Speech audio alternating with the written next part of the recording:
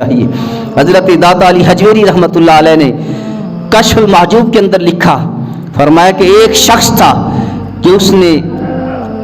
گناہ کیا، گناہ کرنے کے بعد پھر توبہ کی،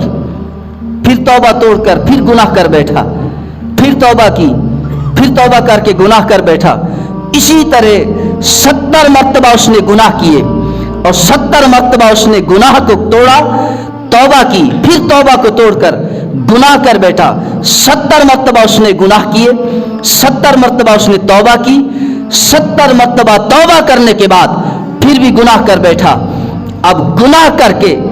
بیٹھا ہوا سوچ رہا تھا کہ اب رب کی بارگاہ میں کون سا منہ دکھاؤں، کہ رب کی بارگاہ میں اب کیسے توبہ کروں، کہ رب کی بارگاہ میں 70 مرتبہ توبہ کرنے کے بعد توبہ توڑ کر گناہ کر بیٹھا، اب رب کی بارگاہ میں کس حیا سے، کس منہ سے توبہ کروں۔ اللہ اکبر، یہ دل کے اندر سوچ رہا تھا، غیب سے آواز آئی،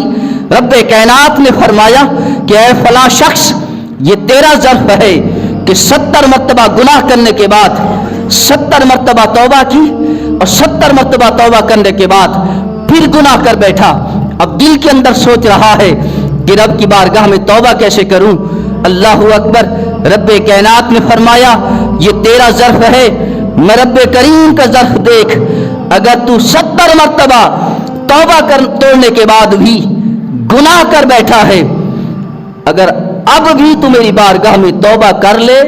تو میں رب کریم تیری توبہ کو قبول فرما لوں گا۔